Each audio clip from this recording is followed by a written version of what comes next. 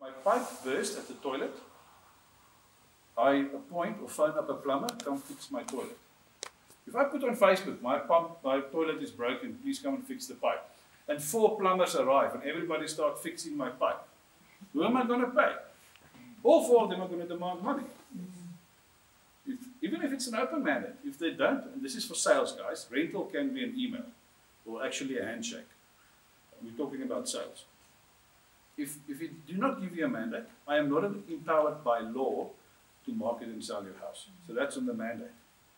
If he doesn't like the price, and again, it's a different training on price negotiation and tying down the price. If he wants to sell the house for 2 million, and you know it will only sell for 1.7 million, take the listing, have him sign the mandate, and use that house to show buyers in the area. You want to see it, you don't say it like that. Can I show you this house for 2 million? It's an old kitchen, the pool is green, there's no alarm system, there's no solar. This is the house for 2 million. Let me show you this house. It's in the market for 1.75. It's got a beautiful blue pool, it's got a lapa outside, it's got a solar system, gas stove, alarm. It's got beautiful granite inside for 1.75. Guess what the buyer's going to do? They're going to buy the pretty house. Have Uncle Gerard overpriced his house. You use that to sell the right price. Don't say it like that to Gerard, but that's what you do.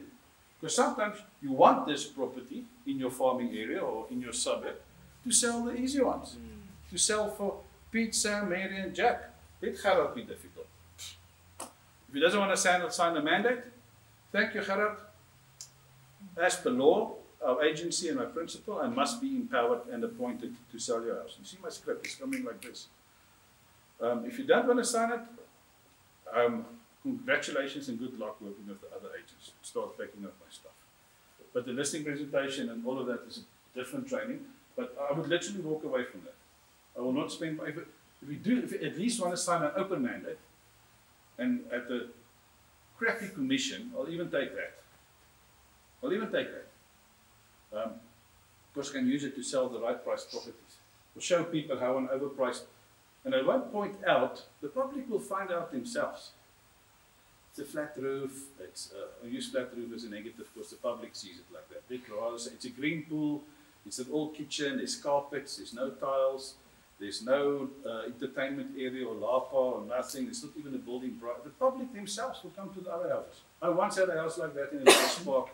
I'll never forget it. It's got this very steep green roof, and the guy was typically Gerard. Typically.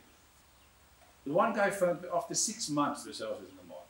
He doesn't say hi, it's Sam speaking. I said, Jaco, that green house, that house with the green roof, where's the ghosts?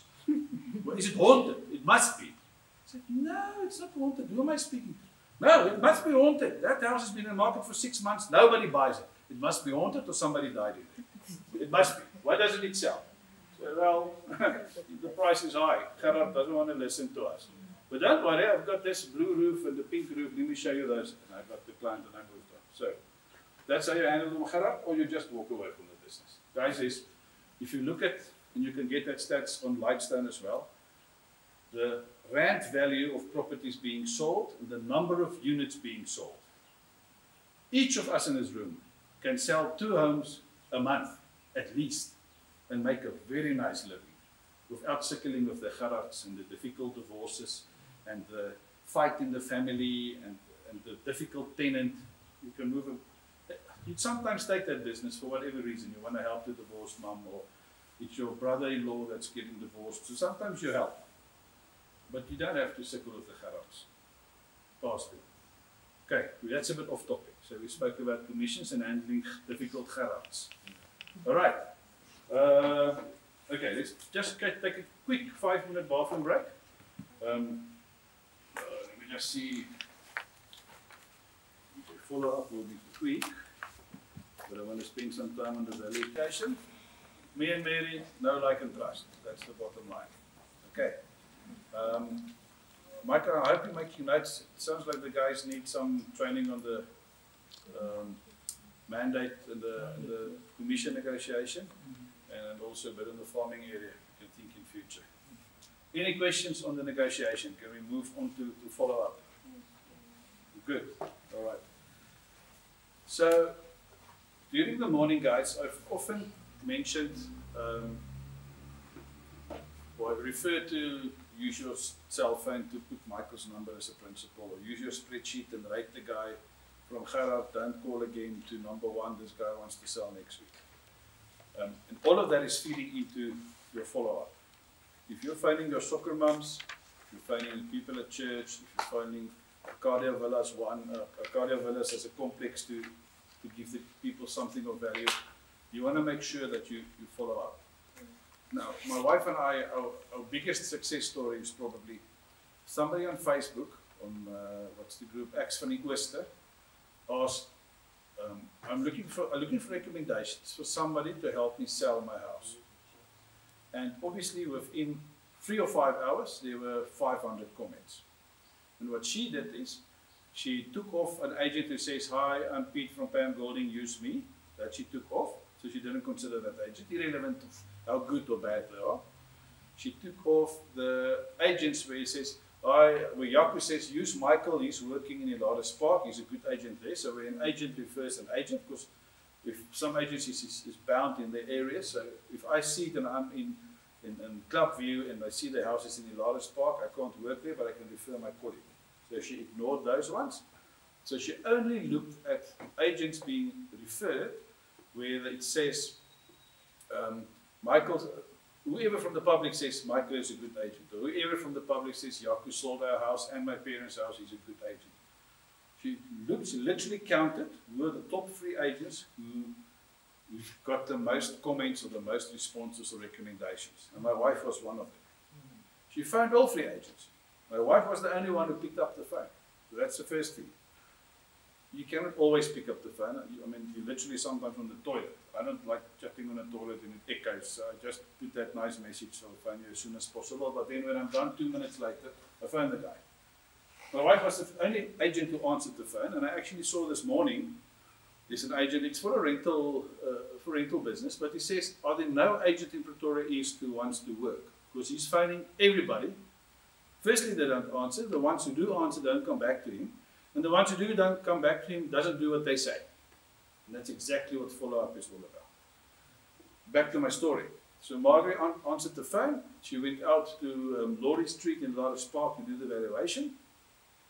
She closed the deal on a sale mandate.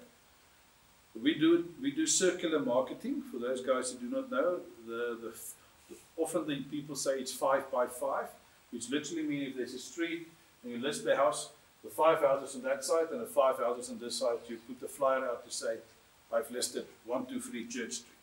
But the same thing applies in a block of flats or in a complex. You just put out the flyer and say, we've just listed number 7, are you looking to sell? So we put out our 5 by 5s. We don't stick to only 10 flyers. We do between 50 and 75 flyers per house. So out of that one lady who found us from Facebook, where we immediately interacted, the long story is we ended up with 5 sales from that. And the only reason was quick follow-up and quick response. Because when they found us, we were available, and when we couldn't answer, we phoned them back as soon as possible, because maybe I'm in training, maybe I'm in the toilet, maybe I'm at an attorney with a client negotiating things, but to get back to the clients. And I think the culture under agents is often, they'll phone me again, or I've had this attorney function and now I had a glass of wine, I don't want to speak to a client now, I'll phone him tomorrow. And if in today's time and date, if you're not first to the winning line, there's no second. Second is the first from last. If you're not first, you're losing out on business. Because then they will, this is what happened. Margaret was the 3rd agency found, not the first one. It was the 3rd one. Number 1 didn't answer, number 2 didn't answer. Margaret answered and interacted. And another thing is, she was literally in a gym clothes when she spoke to the lady. It was 11:10 in the morning. And the lady said, I'm available now, I'm leaving at 12:30 to pick up my kids from school. My wife closed, zoops, there goes. She was in that lady's living room within 25 minutes. Because if she waited for this afternoon or tomorrow, maybe one of the other agents would have phoned back. You see? So the big thing of follow-up is immediately as possible. And we sat with the scenario as well. It was by accident on the same time. We had a buyer sitting, she was the secretary to the diplomat in Canada for South Africa. She was buying a house from us, and we had people selling a house which already moved to New Zealand. So you can see the time changes. And the New Zealand guy, he was working some security job that he weren't allowed to use his cell phone during office hours. So he found us between 2 or 3 in the morning until 6. He would WhatsApp and email and phone us. And the lady in Canada would be late at night, because then it's early morning for her. So we would literally have to sit up and wait, because we knew in Canada she gets home at about 9:30 at night our time to engage with her. And then I can't wait for tomorrow. There's no tomorrow. It's Canada. The time difference is the biggest issue. So you will probably always, I know it's a wide statement, end up with more business if you quickly answer your phone and you are quick to be to the client. And you're not always in the mood to do it, or you're in your gym clothes, or you're at the kids' soccer game, or it's Saturday afternoon and I just finished mowing the lawn and I just got my first Castle light in my hand, and now somebody phones, and I know if I don't go now, tomorrow morning another agent would have been there. And I would sometimes tell the client, yes, I just finished mowing the lawn, let me just jump through the shower and with you in half an hour. So they just know where my time is going, and that I'm actually kind of going the extra mile for them. You know, it's also again a bit of psychological, playing a bit with their mind. All right, so the immediate feedback and follow-up is the most important. Whenever you speak to someone, if you're in your gym clothes, if I'm busy mowing the lawn, it's important to be professional. And professional has got degrees, if you want to call it that. So I would speak differently professional to the soccer moms than I would have done to the hippie wife and doctor husband professional, as opposed to literally one of my friends that want to sell a house. I cannot chommel around and have a brandy and coke, although I know Michael for 10 years while I'm listing his house. It's not professional. Because if he's got a car dealership and I go over to his car dealership on a Saturday, and he's standing there with a brandy and coke in his hand, because we know each other, we was friends, we're going to watch the rugby anyway. I'm not going to feel like he's responsible and professional. So whenever you engage with a client, it must be professional. And that's starting from your clothing, it's starting from what you present, how you talk to them. I'm getting to the age, I must be careful not to talk down to 20-something people or 30-something people, because they would sometimes ask questions that I would think, how do you not know the answer to that? But I can't say that. Yeah, didn't your parents teach you this? Still be professional to that youngster. Your dress code. I complimented the gentleman there in his outfit. I can't go to a farmer, if I was selling farms, dressed like this. They would think, what is this city slicker doing on my farm? We're not going to a boardroom meeting. And in the same instance, I had a colleague, Xavier. He's always wearing this light blue suit. His black point shoes always shined with either a dark blue tie or a red tie. Guess where he's working? Sandton. If I go like this to Sandton, or you go like that, nothing against how you dress, it is training, I'm not dishing you. If you go like that to Sandton and try and sell a house, even if it's your uncle, he's going to chase you. You see, professionalism is everything how you present yourself. Let's say it's Sunday, I don't have any appointments, I don't shave. Monday, there's nothing I'm going to do some admin and some phone calls and emails, I'm not going to shave. Tuesday, no, I must be quickly to my client. I'll be there in half an hour. Now I've got a beard that's 3 days old. That's not professional. Even if it's one of my best friends. You're starting to fall apart. Don't you look after yourself anymore? So it's professionalism in everything. If you arrive without a pen and a backup pen, and I got 2 more in my bag, it's not professional.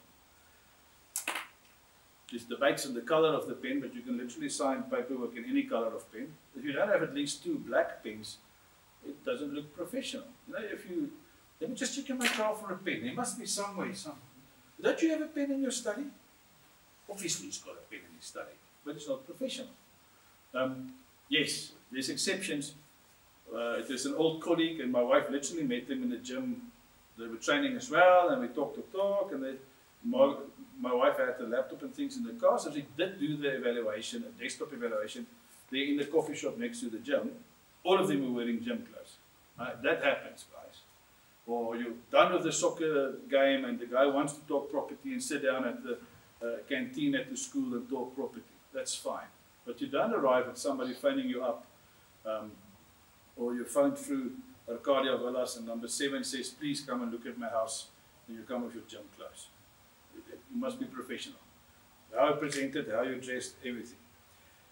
The part of professionalism is what we spoke about earlier, to the spreadsheet where you say, don't call Gerard again, or this is an urgent guy, is to do what you said in that phone call. And if you do any phone call, friends, family, soccer moms, whoever, always end the phone discussion with the next task for you with a deadline. So, as an example, hi Michael, I'm phoning in Arcadia Villas. The units are selling like sweet cakes. I've got 2 listings in there. Are you looking to sell? No, I don't want to sell right now. Maybe by Easter things would have changed. I'm getting a new job, or maybe we're moving to Cape Town. No problem. Can I phone you early March again? Yes, no problem. Thanks. Early March. Make a note. Phone him early March. He might have forgotten about it, but you don't, because you made your note. And it's part of being professional.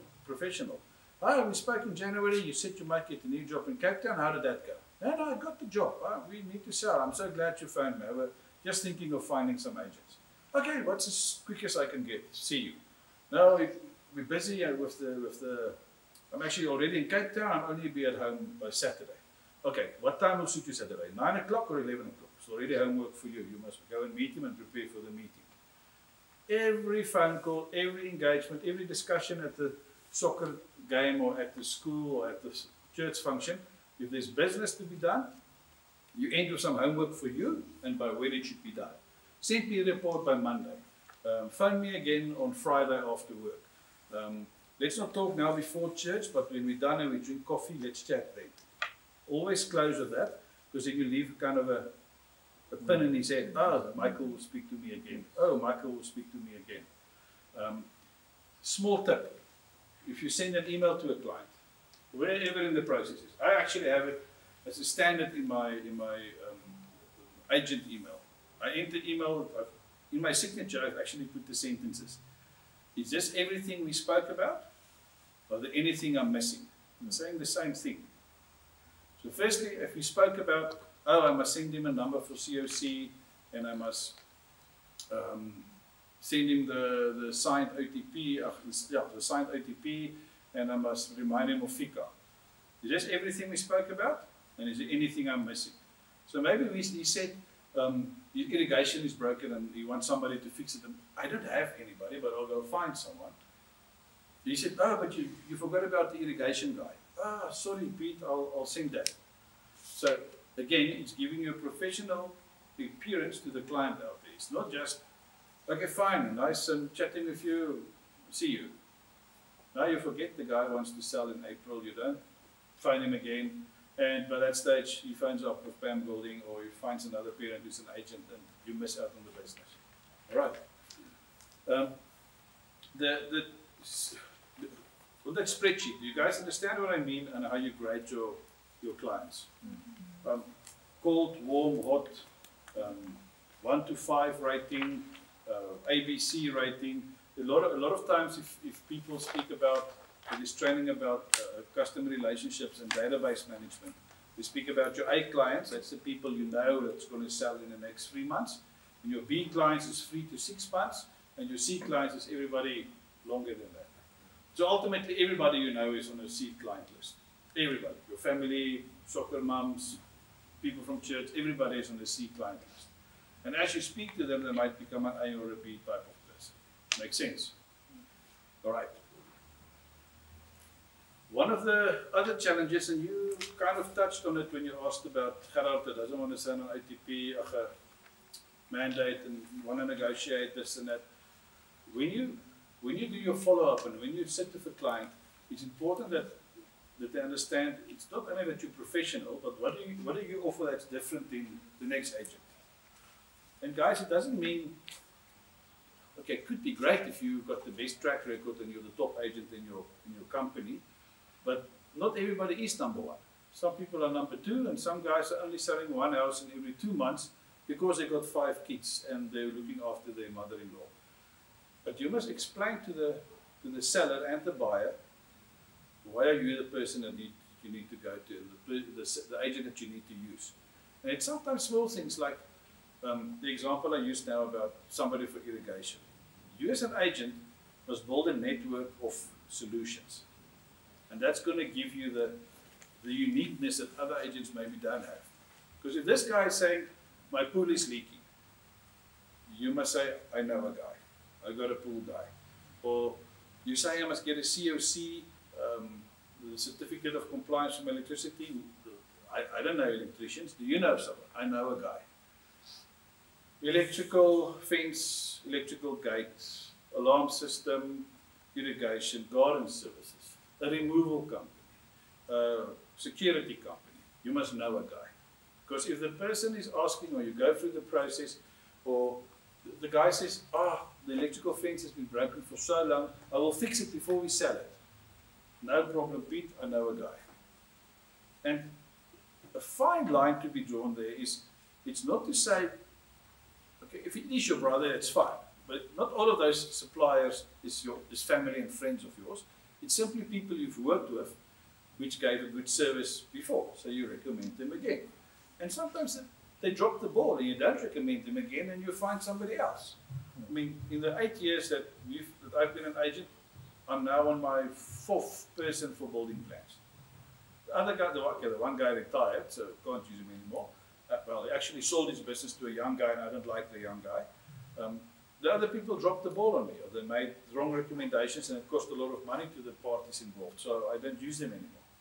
But you should have a database, and it's not only Google or look on Facebook, use an electrician or use a building plan or use either. There's many Facebook groups, there's some agency groups, WhatsApp groups. Go and look or ask.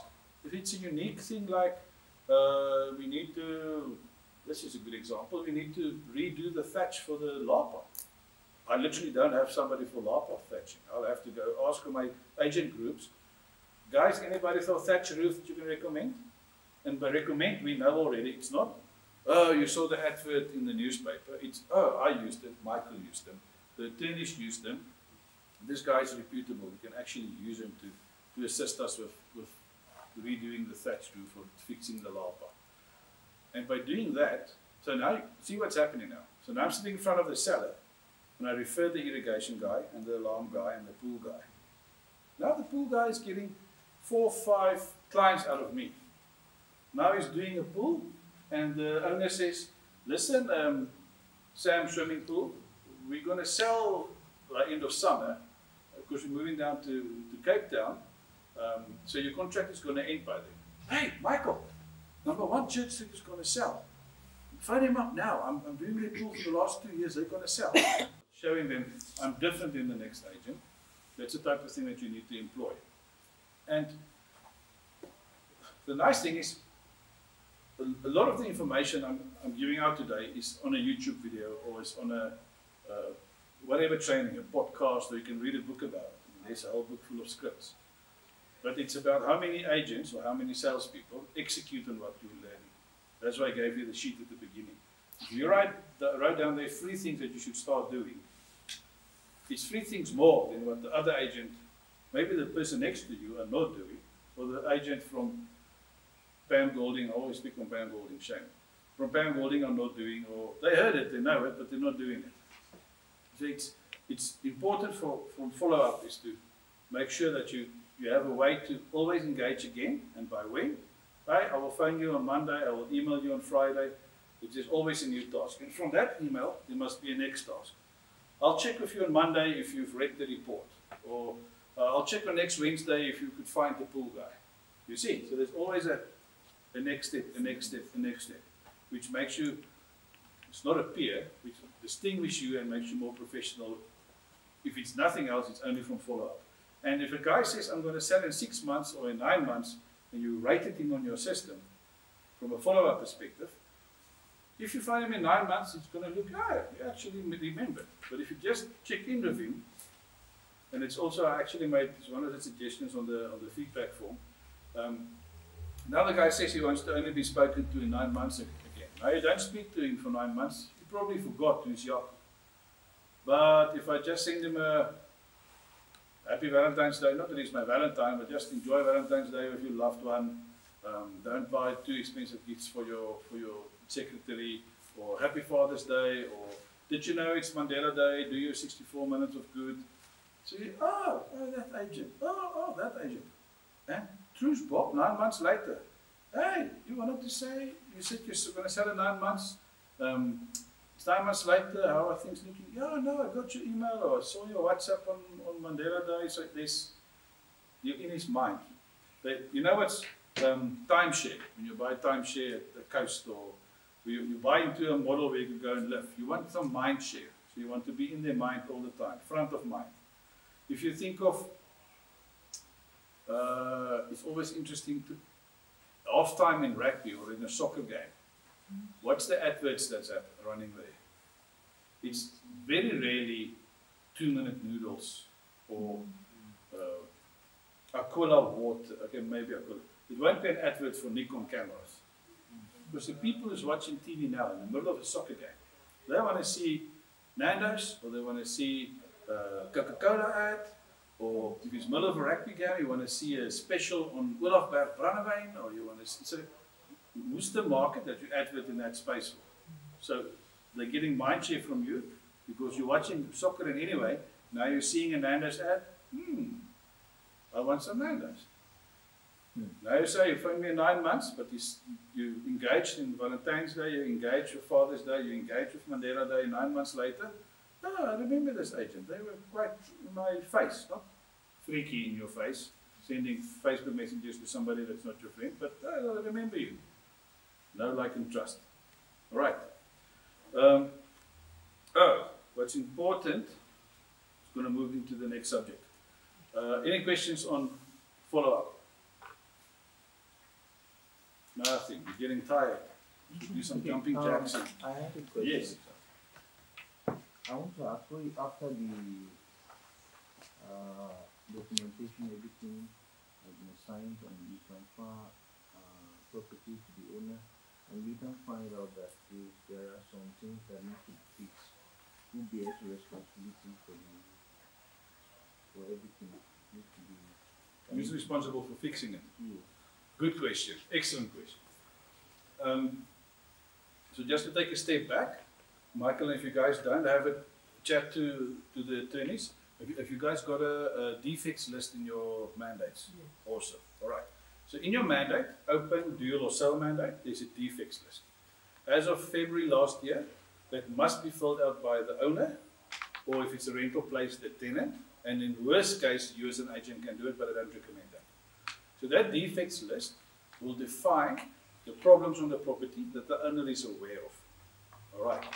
So the property I'm currently living in, I'm not using the irrigation. I don't want to waste water. So let's say now the gardener put a hole into the pipe. I'm not aware of that hole, so I can't report it on my declaration on my defects list. So that's the one part of it. If I don't know about it, I can't report it. Then I'm reporting certain things that I'm aware of. There's a crack in the pool. The shower might be leaking in the corridor. There's some pipes is broken, and then from there the question what you ask is who's fixing it. The one side is you say the seller say, listen, the electrical wire, the electrical fence has been broken for like 6 months. With the storms, I'm going to fix it. It's insurance will fix it. Don't worry, it will be fixed. So we still put it on the list, and when it's fixed, we cross it out.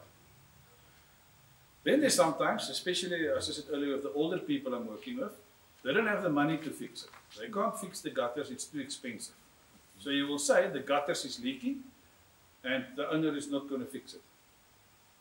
Now you often sit with, the gutter is broken, there's a damp issue in the bathroom, the electrical fence is not working, We said the house is 2 million rand, but there's already 100,000 rand worth of issues to fix. I tell the seller then, let's get about 5 or 10 people through your house, and let's see what's the feedback they're giving us.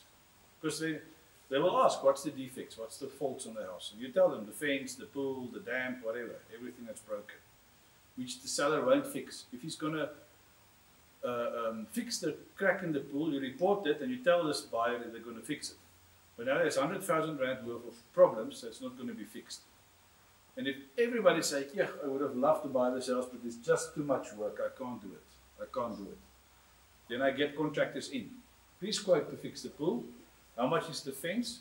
How do we fix this damp? I don't fix it, I'm just getting quotes. So when a buyer comes and say, yeah, 2 million, all these issues, I think 1.8. I say, here's the quotes. This is 80,000 rand worth of issues. So I think if you really love the house, make the seller an offer of 1.9. Because he knows this is the problems and he's not going to fix it. So here's a reason for you to negotiate them. And more often than not, if we do that, the buyer says, okay, I'll offer 1.9 because I see I'm going to, you know what, and he doesn't even fix the fence and he doesn't fix the pool and he leaves the damp in anyway. But at least he feels like he actually were winning. Because now he buy the house for 2 million, but everything should be fixed. Now it's broken. So the first thing is fill out your disclosure form. And that's the things the seller knows about. It happens that sometimes they move a cupboard and they find a damp issue, or they actually unpack the storage room outside and there's 25 rats living there which they didn't know about, which is now a plague. So it's stuff that the seller knows about. But if the buyers continuously complain about it, I get quotes to fix it, and I tell the seller, you see, we're looking at 100,000 rand worth of issues. So don't complain if people make an offer for less than 2 million, because you've got problems on your house. A good question. But your first defense is that, not the letter, the list of the issues and the defects on the house. Right. Any other questions? Good. Okay, this is the graveyard shift. People are getting tired. You had a question? Okay. Afterward, after the defect, the seller will disclose all those things there, and then the sales has gone through, and then we come back there and we find out some things that have been damaged. The seller fix it. So let's use 2 examples. The one is the removal company, when they move the furniture, they chip the walls. Okay, that will be the seller's responsibility. And if I'm the seller and my advice, professional, building a relationship, I will tell the seller, listen here, your removal company, I knew this house. I went through here 20 times with clients. This walls wasn't like this. The removal company damaged your house. They must come and fix this. Or maybe it's that they lift up the carpet or the couch and they realized one day when the domestic cleaned, maybe the couch fell and the tile is cracked. The seller must fix it. But then you sit with, they move a cupboard and there's some damp. And we know the buyer is going to paint the room pink because his daughter is going to live in that room. So the one part is, Mr. Seller, you're going to have to fix this damp. We didn't declare it on the defects list. It is an issue on the house. You have to fix it because you didn't tell me about it. Now the damp is there. Then the seller, I would recommend in that situation, Mr. Seller, fix the damp. Mr. Buyer, you paint the room pink anyway, so we're not going to paint the room because you're going to make it pink. Otherwise, we waste money painting it white and clean it up, and you just put next week pink paint on it. So there's sometimes when it's half-half, and this literally happened with us, the damp issue. When the lady said, they actually said they're going to leave it like that, but the buyer said, listen, it's rainy season. If we fix this damp and we paint the wall, it's just going to happen again and again. So the lady actually bought the paint. She left it in the house when she moved out. She fixed the damp, but only after rainy season when the wall could dry out from the outside. They put the sealant and painted the wall. So it's a couple of scenarios, Michael, but if it's something the seller were hiding, and he didn't, so every time he comes there, he kind of stands there in front of the one wall, and there's obviously a crack or there's damp behind him. Or also, look at there, let's go sit there in the living room, let's not sit in the dining room. but there's a crack right through the dining room. And there's a carpet and he knows it. Okay, the challenge is to prove that he did know it. But you can quickly realize, figure out, this guy's not completely honest with me. But is the electrical fence working? Yeah, no, there's no problem. Ultimately, you know we're going to get a certificate of compliance for the fence. Oh, is that really necessary? Yeah, no, it's law, we must do it. Are you sure? Okay, dude, your electrical fence is not working somewhere. So either declare that it's broken and you're not fixing it, or fix it and we get the compliance certificate. So you're going to get the feel of catching the guy. And then there is sometimes when the people really didn't know the irrigation was broken because they never used it to save water, or it was water restrictions, and the gardener by accident put a hole in the pipe and there's the issue. And then you negotiate, because maybe, again, the buyer might say, no, we're going to put grass there, don't worry about the irrigation, we're ripping it out in any way. So you talk when it happens and you find the best solution. Good. All right, guys. So earlier on, or a couple of times during the morning, I said that you must know your numbers. So you must know, and I realize there's a lot of slang in real estate, like COC and defixed and know your numbers and gross income and commission and percentage that everybody do not necessarily understand. Now, to kick off the next part of how to add value to your clients, I want to start off with where you are at in your business and what you are thinking of, what you want to accomplish. So if you say, and Michael and myself spoke about it earlier, there's really no limitation on how many houses you sell. You can sell a house every day of the week if you've got enough stock. Or maybe your circumstance is like that you can only have time to sell one house. You can't get enough listings, so you don't get enough sales, but you actually write with only one house a month. But what's important is that you must know what's the stats to get. So, and I'm starting at that end because it's working back on the value you give to your client. And as we touch with the follow-up and the professionalism and the negotiation, it's all weaving in together. If you know your numbers, you can see where you're dropping the ball, and that can help with the value you're giving to your client. Because if you're making 1,000 calls and you don't know how many people answered, how many listing appointments did I get, you don't know where to improve. So my suggestion is, and I'm going to show this to you quickly, and I'm going to tell you the science behind it, and I'm going to explain to you what's missing. So this is, the principle is by month. You must tell me what is your GCI. GCI is gross commission income. So to have a certain amount of profit or sales, you must have a certain amount of houses that sells. And to have a certain amount of houses that sells, you must have a certain amount of listings. And to have the listings, you must actually go and evaluate to have a listing appointment. And to have a listing appointment, the missing part here for me is you must actually engage with a client, have a warm call or a soccer chat or whatever. So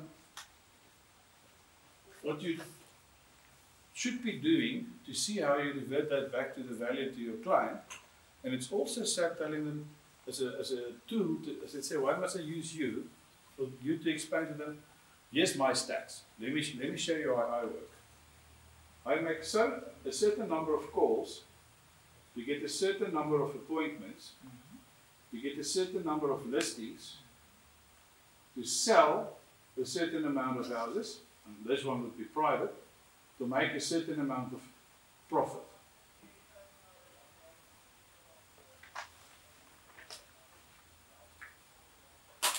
What you must understand is, this is the big, they call it the wall of value.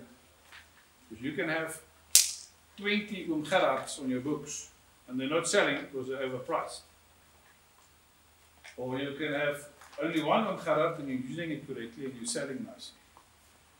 Now this is further broken down into, and Michael, this is something you guys can do at office level, or each individual can do it for themselves. I know in the area where I'm selling, the average house is selling for between 1.8 and 2.2 million. So let's take 2 million as the middle. And from that 2 million, I would say I'm on an average of 5% commission, so that's 100,000. And as per my calculation earlier, let's say I'm taking home 40,000. So in my world, I'm saving up to buy a new vehicle. My boys might be taking a tour with their school hockey later the year. I need to save for that. So I want to sell 2 homes a month. Some months might be 1, some months might be 3, but I need to sell 2 homes a month. So the first column is your goal. So my goal, see I'm working it back now, from a profit perspective is, and you can do it in units of houses or rand value. So sometimes you sell 4 complexes and it's the same as 1 house. I know the profit I want to make, or the GCI, so this is all about gross commission income, is 100,000, which means this is my goal for every month.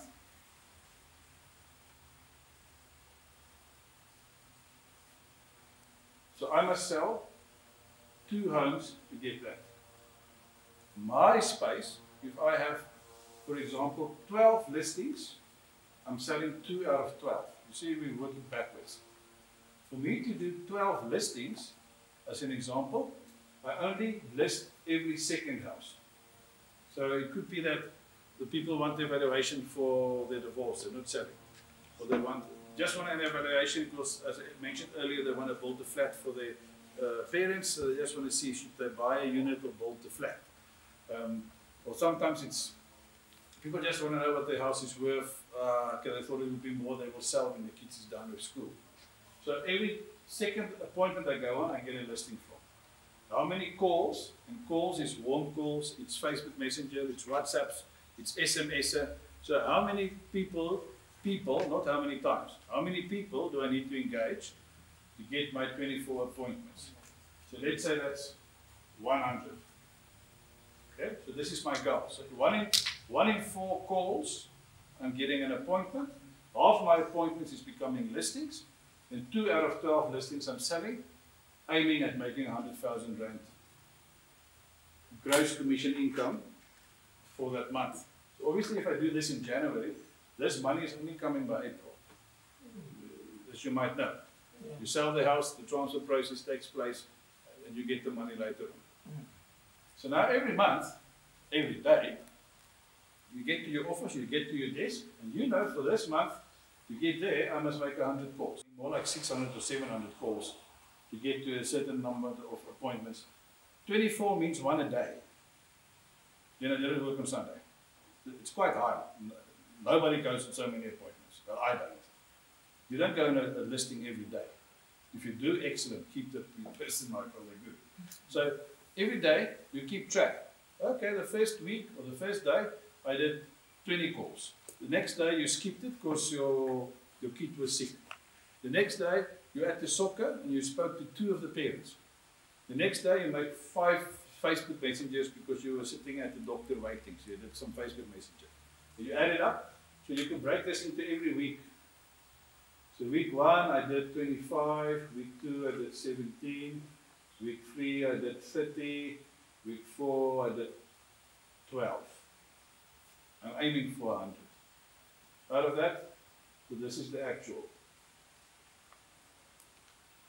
Out of the 24 appointments, I only went on 18 of them. I listed 10 homes, I sold 1, so that's my projected revenue for that month. All right. So if you look at that picture, so this is the one that's missing here is the calls. This is a laminated sheet, so every month I can wipe it clean and I can start afresh. Well, maybe take a picture first before you wipe it. So if you do that, you know what's your numbers and how good are you of what you're doing. And if you see that, for example, only 1 in 4 homes I get an appointment from, then either I'm using the wrong script, I'm saying the wrong things, I'm too nervous, I start chit-chatting about the dogs and the camping and the Blue Bulls rugby. I don't come to the point and get my appointment, so I must work there. There's obviously a problem there. If I'm only selling, let's say I have 30 listings, and I'm only selling one, I'm bad with negotiation. I'm not, well, you are bad, but I need to improve my negotiation. I need to improve my price counseling. I need to improve my marketing, because I must sell more houses. If I've got 30 houses on the market, you must at least sell 4 of them. That's the industry standard. 1 in 5 houses should be selling. So you can see where's your shortfall. You see, so this helps you to come back to your client. You don't have to show them this. This is actually, if you as a team at the Rainbow Properties decide we're running an internal competition, let's see who gets the best ratios or whatever, by all means. You don't have to show this to your seller out there. But you do want to be able to tell them, listen, I got 40 listings or 20 listings on the books, and my stats the last 6 months shows I'm selling 1 in every 3 properties. I'm your agent to go for in Arcadia. You need me. You see? So if you know that stats and you speak to the I know my area information. How many listings? 140 listings in Arcadia. 20 of them is houses, the rest is blocks of flats. The blocks of flats sell between 400 and 700,000. Then you start coming from, yeah, this guy's going to sit. Why do I even think about other agents? I already trust this guy. He knows what he's talking about. He knows the stats. You know where he's moving towards. He can tell me in detail how his business is running. I want to go with this guy. Yes, you have other small things like I'm using a professional photographer for the pictures of the house. We're putting a house up on Property 24 and private property, and we advert it on Facebook Marketplace, for example. There's another agent who's older. Let's speak of my mother-in-law. She's been an agent for almost 30 years. She doesn't do Facebook. She's on there, but she doesn't advertise or do any property business on Facebook. Guys, half our referrals come out of Facebook. Half my business come out of Facebook. Yes, it took 3-4 years to get there. So if I'm sitting next to her and we're both pitching for the seller, and they hear I'm on Facebook, and that seller is anyway younger than 45, they're going to, how is this woman not using Facebook? You should be using TikTok to sell your homes, leave alone Facebook. So, okay, this is unique. This is the value this agent is bringing to me. Important, we spoke about Bolton Properties. I spoke about Castle Gate. You must be, and it's touching on the farming area side, you must be aware of what's happening in your area. So if Tshwane is planning new Gautrain routes, you must be aware of where those routes is running. And that's information you can get on Tshwane's website, or maybe on Gautrain's website. If there's a new development coming, you must be aware that that development is coming. If you think of Irene Mall, next to the R21, right next to there's an open stand, and then there's a building where M&T development is building a new development, and next to it is a development that they've already done. Now the damage that those 2 developments have done to the sectional titles to the complexes in Pierre Vereeneveld is serious over the last 2 years. Because they're building this brand new unit, solar power is in place, gas is in place, so you're half off the grid, selling it about 100,000, 75,000 more than the other units, the second-hand units.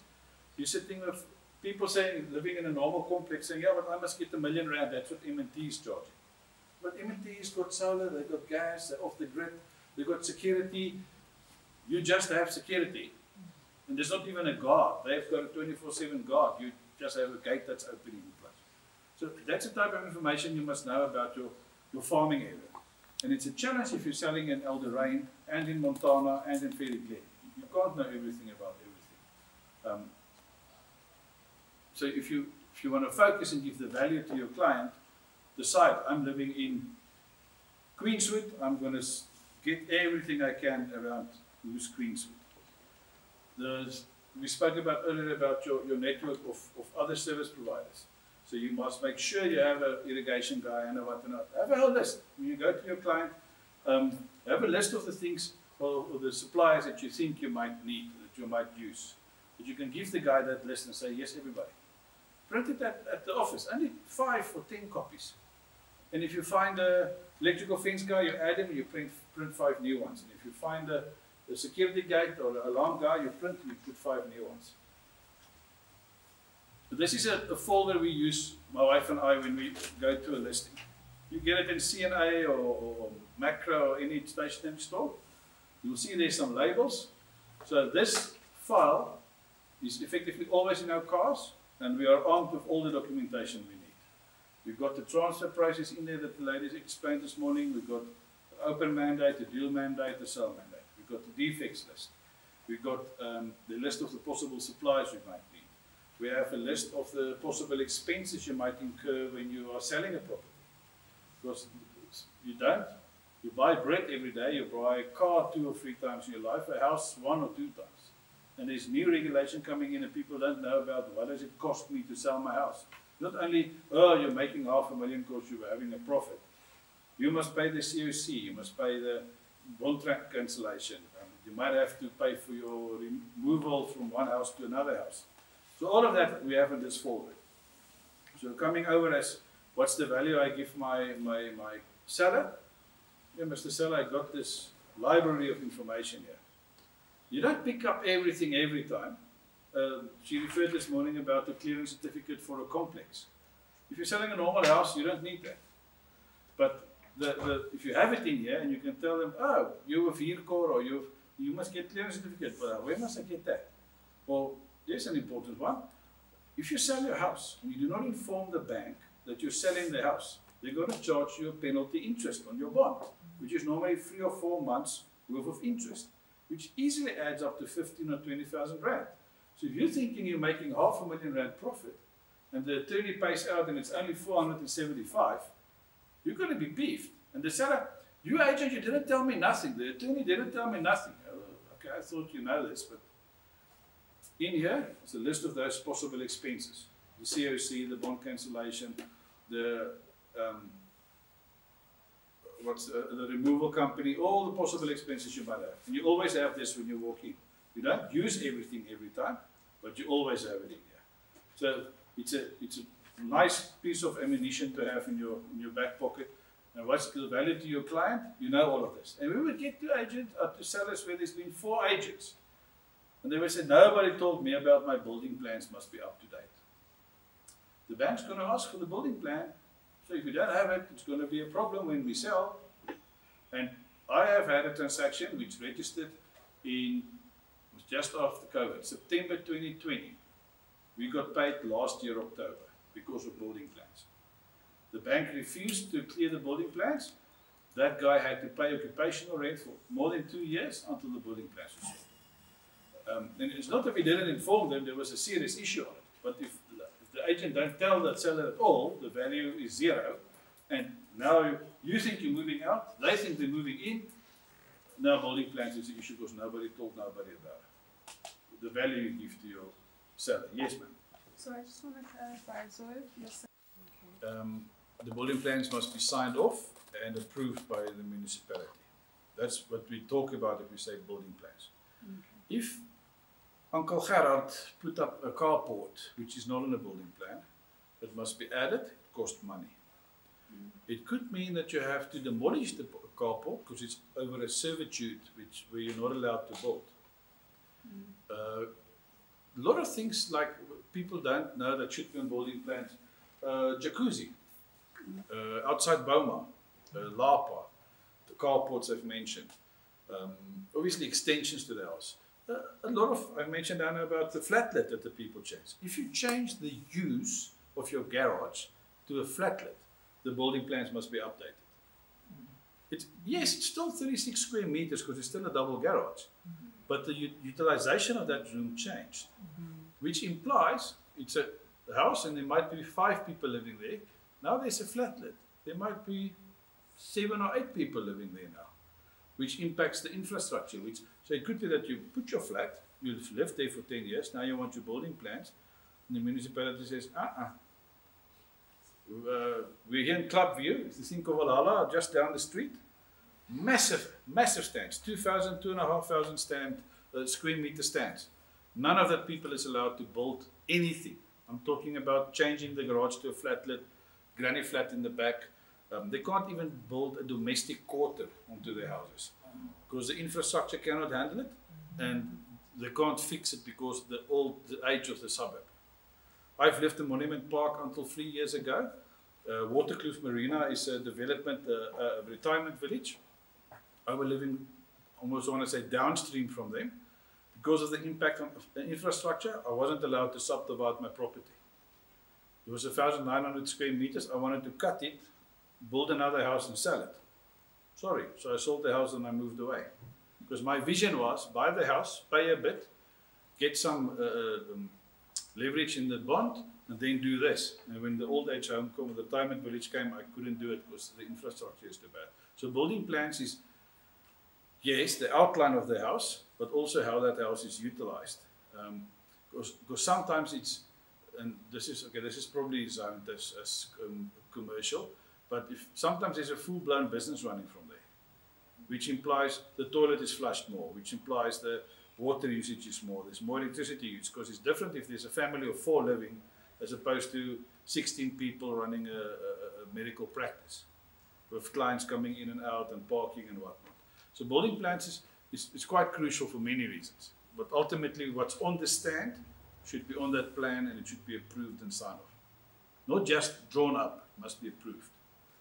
And it goes extensively into engineering sign off, bylaws sign off. Sometimes people run these tunnels and having cauliflower and cucumbers in their backyard. Awesome, and now they're selling it at the market. It's not zoned for agriculture. You can't do that in a house down the street. You're not allowed to do it. You can do it, but you're not allowed to do it legally. So if people, and it's different for a sectional title. If you think of the 4th floor in a block of flats, that's easy. I mean, it's still the unit. You can't really change it. You can redo the kitchen, or you can put in a new bathroom, or shower, take the bath out and put a shower. That type of thing don't need building plans. But if you change the use, like a garage to a flatlet, or there's expansion, it has to be on a building plan, it has to be approved. Okay. Okay guys, the last couple of points on giving value to your client. If you know your stats and you know your area and you know what's your value proposition and how you operate, it's easy to sell yourself to the client as I'm your go-to agent. If you keep that spreadsheet of don't phone Gerard again or phone me in 9 months and you engage with me, your client will automatically see value from you. And I think out there, and a simple example is if you think of Coca-Cola, I mentioned it now with the advert in the soccer game.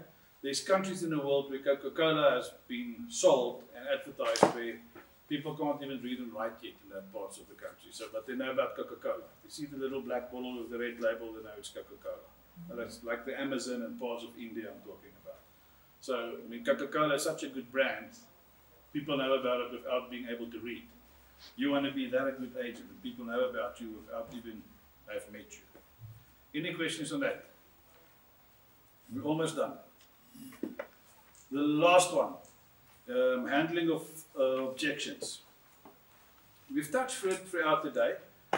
She asked about Gerard, who doesn't want to sign the mandate, doesn't want to listen to the price, doesn't want to sign the commission. And the first thing on a rejection is, guys, understand that they're rejecting the price you are talking about, or the percentage commission you are talking about. They're not rejecting you. If you're in sales and marketing, if it's cars or property or whatever, if you're a medical rep, if you're the guy trying to sell a new flavored chocolate to Spar, they're not saying no to Michael because they don't like his shoes. They're saying no, we don't want another chocolate on the shelf. They're saying no to, I don't like the price of 2 million, I thought I could get 2.1 million. So if you take it personally, rejection is going to kill you before Easter. You must keep your mind fresh and, okay, you're saying no to the price. And then again, what we said earlier, turn and ask the open question, what would you think your house is worth? Now I think my house is worth 2.5. If you can, okay, let's look here. Open your laptop or take your phone. Let's look. Club view, houses 2.5 million. Sure, look at this nice one. got a lapa, it's got granite tabletops, it's got 5 bedrooms. You only have 3 bedrooms, you've got an old kitchen, you don't even have a built-in braai. You see why this one is going for 2.5. You show them another one. So the rejection is understand what they're really rejecting, because it's sometimes, especially now after COVID, people are in financial trouble. So they use the bond to live and to pay things. Now they're seriously in trouble, now they have to sell their house. They owe 2 million rand on their house, so they have to sell their house for 2 million. There's not even money to pay you as an agent. They're in trouble. So if they say, no, I want 2.5, now you think the guy is rude and obnoxious, but meanwhile he's in a financial problem. He's losing his house actually. If he doesn't sell it, the bank will take it. So you must understand what's the motivation. The example I used of my wife that said, no, we must get 1 million for the bond and then the rest of the money will split half-half. Okay, so the real reason for selling is divorce, not all the other things you're telling me that you want to go smaller or what. The biggest thing for me for rejection is always, and if you take it back to the phone calls we said earlier where they put down the phone in your ear, they're not saying no, they're just saying not now. If you think of it that way, I'm always naughty with my wife, and when I say, how about it, shall we go on a date night and have a fancy dinner and what, she says no. She says, okay, so you're just saying not now. I'll try again tomorrow, don't worry. So it's just a not now. If you think no, no, no, no, you're going to go crazy. But what's important to understand from your numbers is how many no's, because if you made that a number of calls, the number below it is actually, if we say calls, it's actually people we spoke to. How many phone calls did we make to have so many people answered? If you think about the guy at the traffic lights selling hangers or cell phone chargers, how many thousands of cars passes that guy before they buy a cell phone charger or buy a pack of hangers from him? How many no's does he get before somebody buy one? And he doesn't stop. He's almost like a baby. As I said earlier, baby is crying. If you fix my diaper, that's not what I wanted. I'm going to persist. But with relationship building and getting the like, know, and trust from the client, we cannot just keep crying and screaming. I mean, it won't work. But the persistence and to get back to the guy and say, okay, you rejected the phone call on my ear. Are you really Uncle Gerard or are you just busy in a meeting? Send a WhatsApp. Sorry to bother you, Michael. I'll check in with you again tomorrow in a more convenient time. If he comes back, yes, sorry, I'm in a meeting. Excellent. You weren't rejected. He just couldn't speak to you now. If you do come back and say, never, ever phone me again, take me off your list, okay, put him under your red list, don't phone this guy ever again.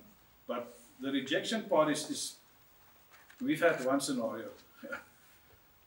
Listed the house, it was the first house that was built in Wingate Park. The seller is this big brigadier in the police, typical policeman, all these badges and bling blings, and sold the house. Transfer had to take place. Man, it was we aimed for late April.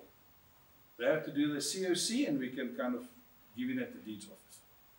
No, COC doesn't come. Early May, COC doesn't. Now we're becoming, okay, we kind of wanted the money already. When can we register?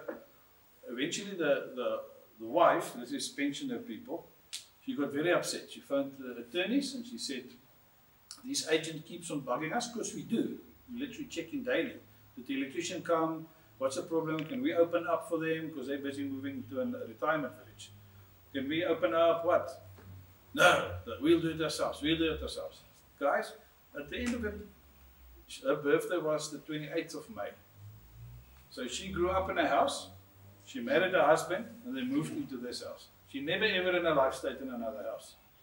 So she was so emotionally attached to this house, and she just wanted to have one more birthday on the 28th of May in this house before they move out. So it's kind of a month after when it should have happened. If she just communicated from the beginning, listen, this is what I'm planning to do, and I would like to have this birthday, we could have organized things, communicated, maybe they pay a little bit occupational rent, whatever the solution is. But We were feeling, literally we were feeling rejected. Why doesn't she speak to us? They don't pick up the phone anymore. We just need to see her because we just want to get paid. But she just wanted to have one more birthday. So she literally kicked us off. Only our principal was allowed to speak to the attorneys. Nobody is allowed to contact them directly. And after the transaction, when we spoke to the attorneys, they told us she just wanted to have one more birthday. So we felt rejected because we literally kicked off the transaction, but the old lady just wanted to have the birthday. So rejection is not, it's not about you, it's about the item on the table. Normally the best way to resolve it is open-ended questions and kind of leading the witness to what's really the underlying problem.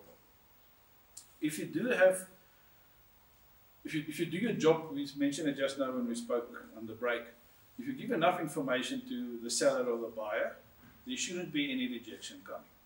So why doesn't Uncle Gerard want to sign any paper?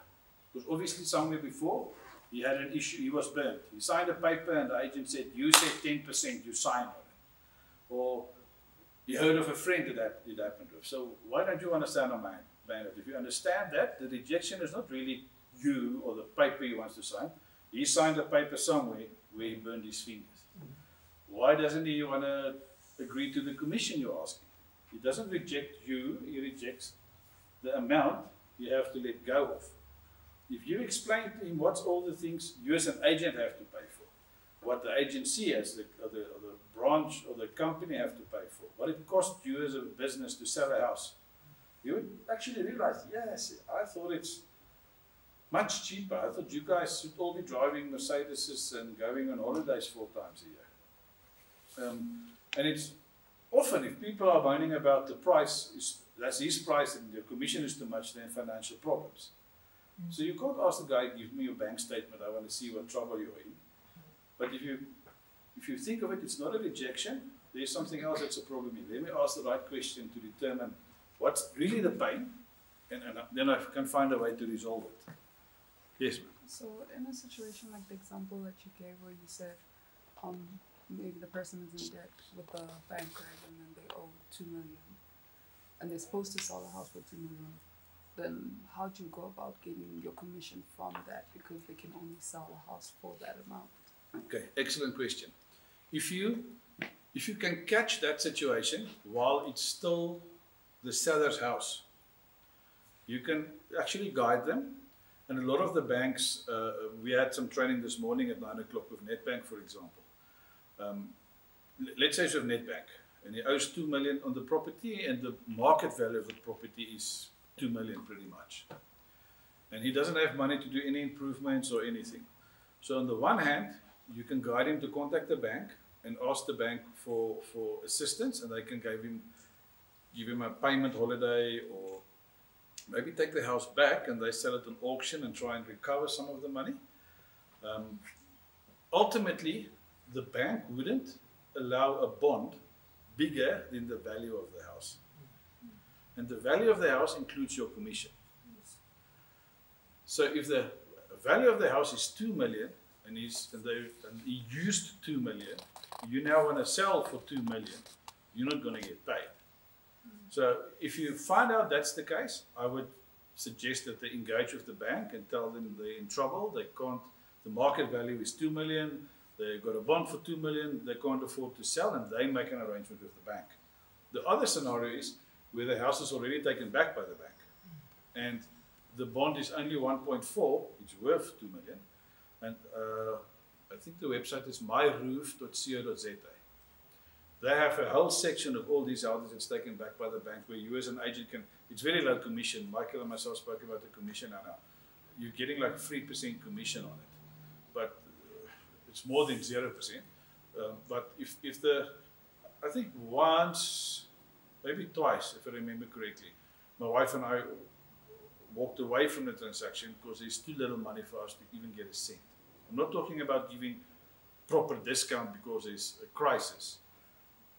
If there's a 2 million bond and nobody will buy it for 2 million, I'm not going to get paid, so why would I work on it? Then it's literally that person's financial problems, it's not your problem. And you can give them advice, contact your bank, make a plan. If it's a small unit, keep on speaking about 2 million. If it's a R500,000 investment property, maybe you should move out and get a tenant in, and the bank can recover some of the money.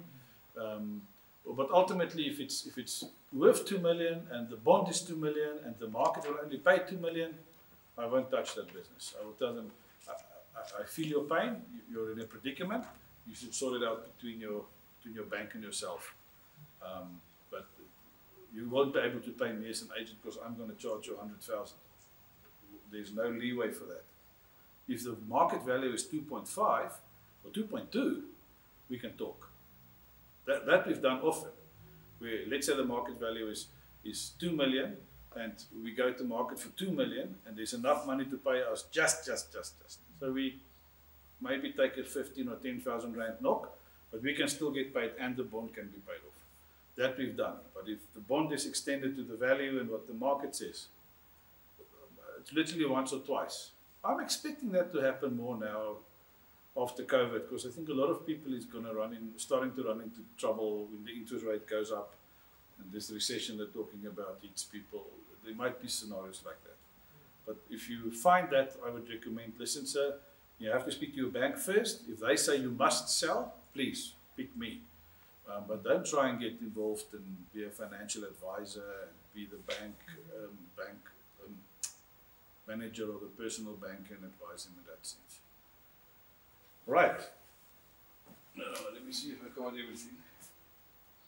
Oh, and something else I've said so often today.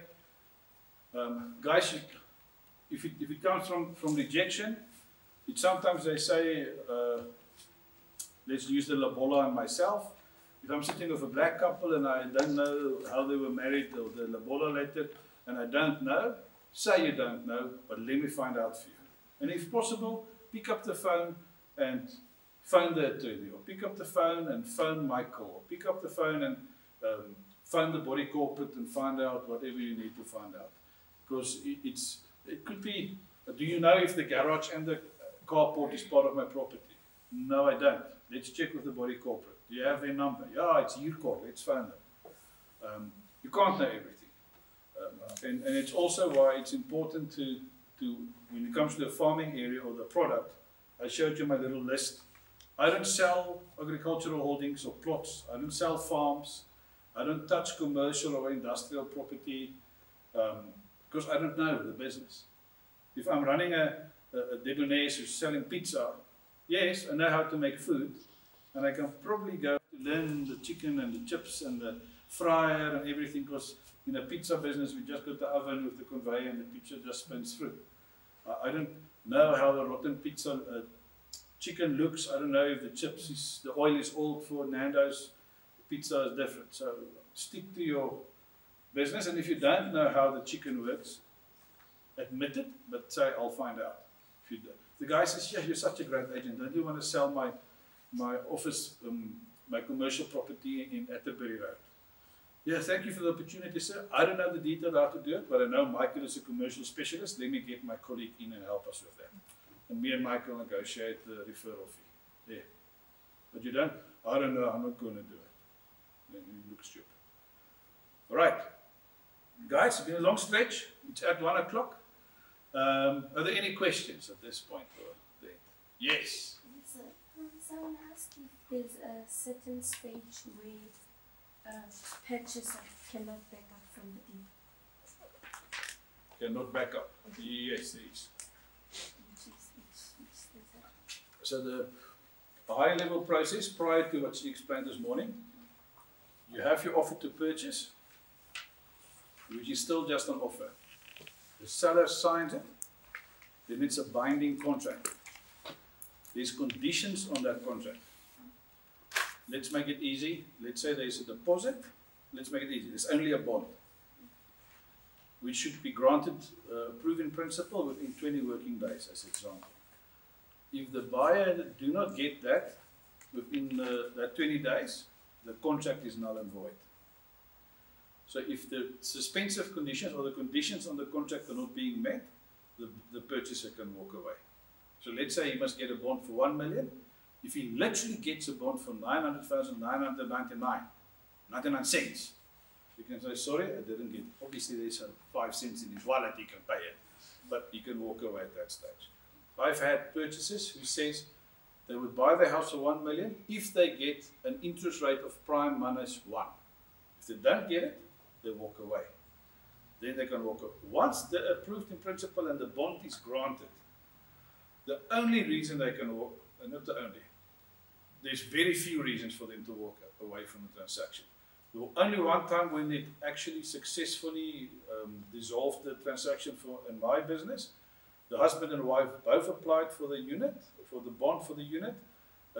In the process of the transfer and the whole conveyancing, I think the wife lost her job.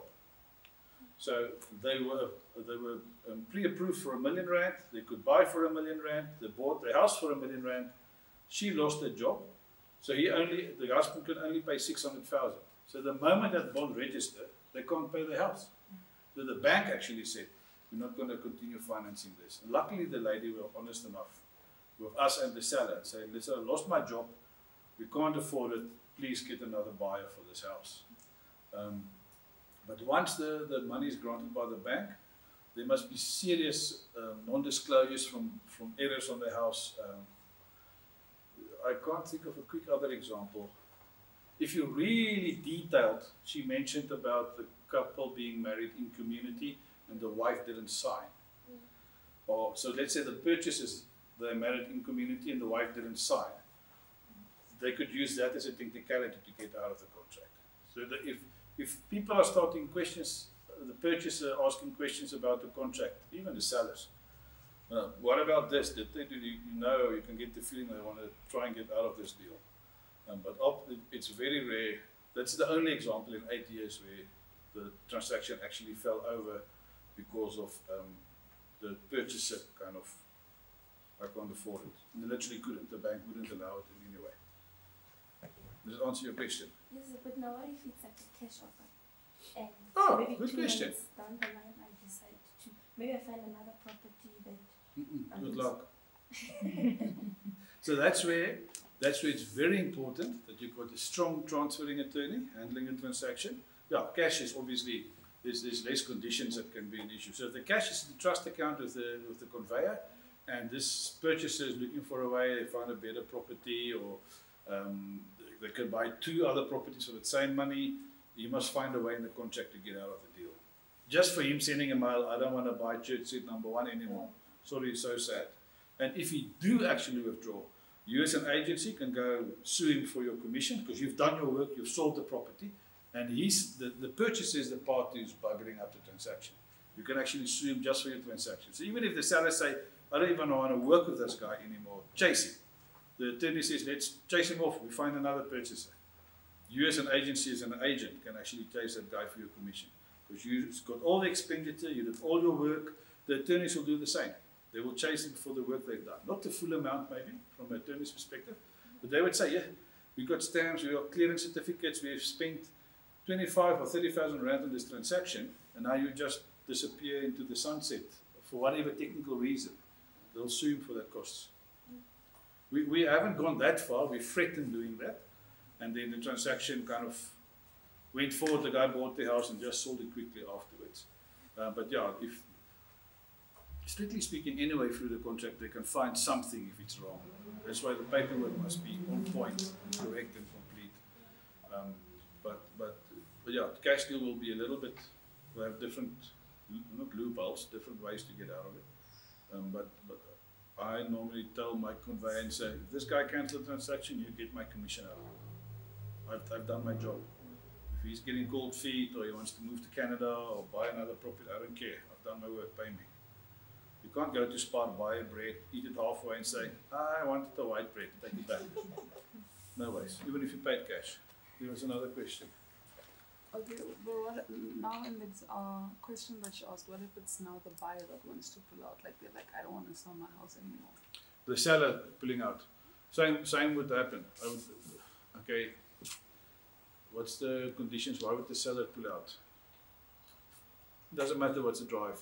If the seller is looking for a loophole to get out of it and they succeed, which I've never in 8 years could the seller. You hear from the questions they're asking, they're looking for a, let's say, divorce, and the husband decides, he wants to sell, doesn't want to sell anymore, his ex-wife can move out. You hear the questions they're asking. I explain to them, even if you don't want to sell anymore, I've done all my work. You're going to have to pay me. And you're going to probably have to pay the conveyancer as well. Because we've done everything in the process. I haven't experienced them. I'm trying to think, why would people pull out? After the bond has been granted and the transferring process starts, what she explained this morning, there's very seldom parties that wants to pull out. If somebody passes away, so there's a change in the parties. So husband and wife is selling, husband and wife is buying. And the wife passes away. And now it's the husband and the late estate owning the house. The parties changed. So now the purchaser would say, this is going to take 1.5 years for the late estate to be dissolved and solved and resolved rather. I don't want to wait that long for my house. I want to move in by March, as we discussed.